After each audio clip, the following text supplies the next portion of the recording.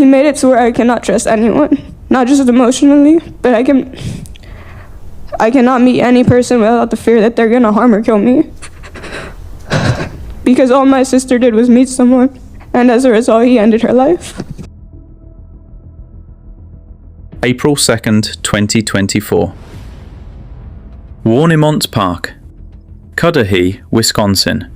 A man walking near the shoreline stops. He sees something in the grass. At first, he thinks it's a mannequin. It isn't.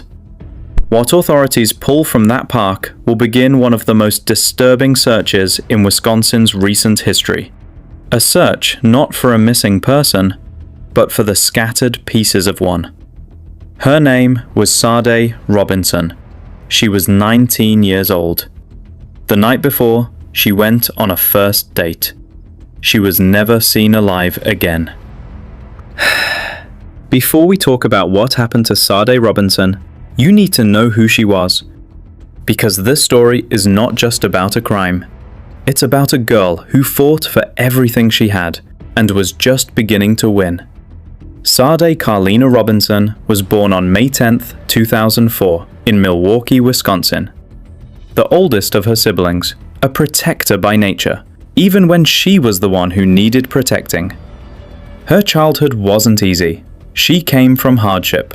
But instead of letting that define her, Sade used it as fuel. By the time she was 19, she was living completely on her own, self-sufficient, working 2 jobs while enrolled at Milwaukee Area Technical College, pursuing a career in the military. Her younger sister, Adriana, 16 at the time, called her a guide, a support system, the kind of person who made everyone around her feel like they mattered. The sisters even worked together at the Wisconsin Country Club. She was the kind of young woman you root for, the kind of story you want to have a happy ending.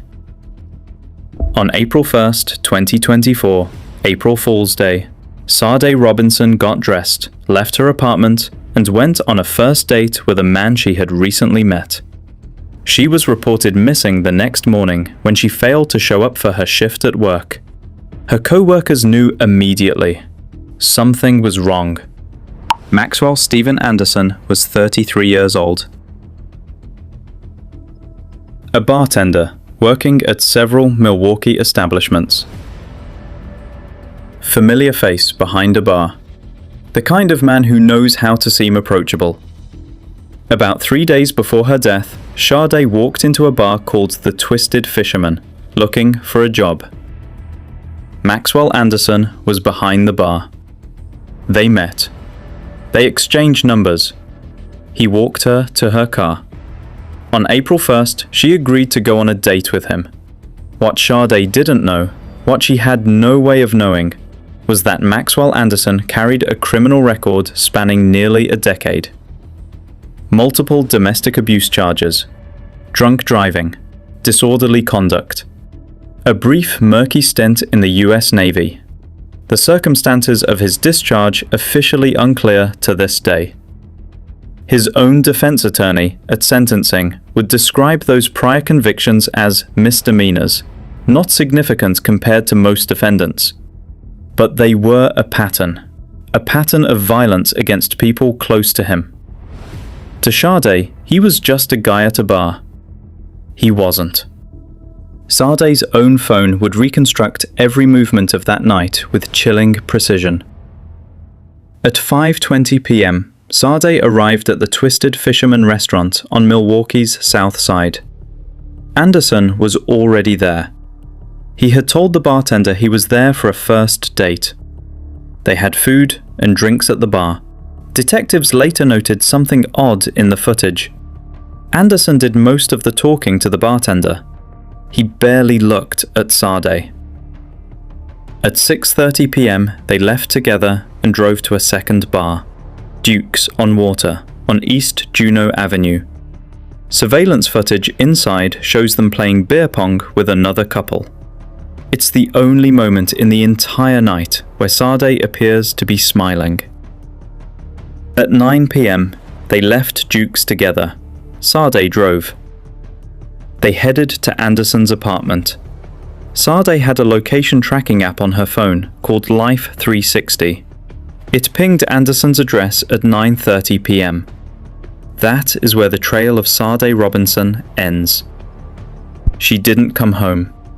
She didn't call anyone. She didn't text. Her phone went dark. The next morning, she didn't show up for work. Co-workers called. Nothing. The family was notified. And then, at Warnemont Park, a man walking near the lake stopped in the grass. It was a severed human leg. DNA testing confirmed the leg belonged to Sade Robinson. What followed was something investigators and her family will never fully recover from. April 5th. A foot and a piece of flesh found nearby. April 6th. More remains. April 7th. More. April 18th. A torso and an arm discovered along the lakeshore. June 2024. 2 months after she vanished, an arm washed up on a beach in Waukegan, Illinois, across the state line. DNA confirmed it was hers. Her remains had been scattered across dozens of square miles. This was not the result of panic. Prosecutors would later show that surveillance footage captured Anderson's car leaving his apartment in the early morning hours of April 2nd, driving to Warnemont Park, the same park where her leg was found. That is where they believe he dismembered her body. Then he drove to an abandoned building and burned her car. Then he took a bus home. Her head has never been found. To this day, Sade Robinson's contact, but Lee's family does not have all of her. There's a chance I may never have her completely, to be able to put her at peace. It brings me night terrors. Maxwell Anderson was arrested on April 4th, 2024, 3 days after Sade disappeared. Police located him near his home and pulled him over. In his car, they found a hoodie matching the one he wore in surveillance footage from the night of the fire. They found women's clothing in the basement, gasoline containers, and Sade Robinson's own DNA on a plaid jacket, and on the very same hoodie Anderson had been wearing. A neighbor testified that in the early morning hours of April 2nd, they heard Anderson moving something heavy through the apartment. Between 5 and 6 a.m., they found many appeared from the soul. Photos recovered from Anderson's phone showed Sade inside the apartment. She was face down on his couch, incapacitated. He was groping her. The prosecution pointed out to the jury the breast visible in those photos would later be found dismembered. Then there was the car seat. When investigators examined Sade's burned Honda, they tried to take a very other company. The driver's seat was pushed all the way back, adjusted for someone much taller than Sade. Detectives had a deputy the same height as Sade sit in the position. Her arms were fully extended. Her feet couldn't reach the pedals. There was no way Sade was the last person in that driver's seat. Maxwell Anderson is 6 feet 1 inch tall. He drove her car to the park. He disposed of her remains. Then he burned the car and took a city bus home. His bail was set at $5 million. Charged with first-degree intentional homicide, mutilating a corpse, arson, and hiding a corpse. He pleaded not guilty. The trial of Maxwell Anderson began on May 27, 2025. 14 months after Sade Robinson's remains were found scattered along the lakeshore. The prosecution built their case on layers. Phone tracking data from Sade's Life 360 app, surveillance footage from 2 bars and the bus, forensic evidence from the car and the apartment, DNA linking Anderson to Sade's clothing, and the car seat that told its own story. Over 250 potential witnesses were listed. The trial was expected to last 2 weeks. The defense presented nothing. Maxwell Anderson chose not to testify. No witnesses were called. His attorneys argued only that the prosecution hadn't proven its case beyond a reasonable doubt. The medical's defense testified that the manner of Sade's death, the exact cause, could not be confirmed from the remains. There was no evidence of bleeding in the dismembered tissue, suggesting she was most likely already dead before the dismemberment began. The toxicology report found no drugs or illegals in Imposition. August 1st, 2025. Sentencing Day. Sade's family stood before the court and said words they should have never had to say. Her mother, Sheena Scarborough, "There's justice with what you did to my daughter and what you have done to my family. You plotted and planned to kill, dismember. Then you disrespectfully spread my daughter across Milwaukee like a piece of trash." Her father, Carlos Robinson, "To lose your child in this manner is unthinkable. I don't even have her completely to put her at peace. It brings me night terrors."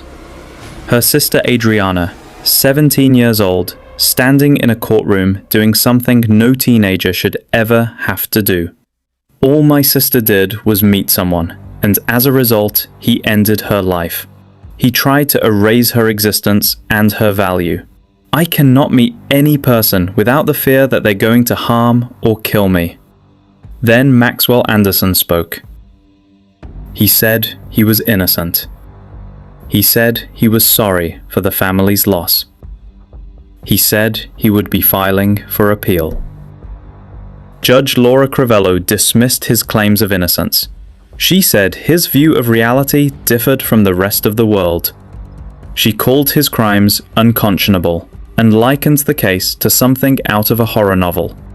Then she looked at him and said, "She was a girl that I would hope all young ladies strive to be. She was loved in the community by almost everyone that touched her. You stole a truly shining light." As to count 1, the verdict reads, "We, the jury, find the defendant, Maxwell Anderson, guilty of first-degree intentional homicide as charged in count 1 of the information."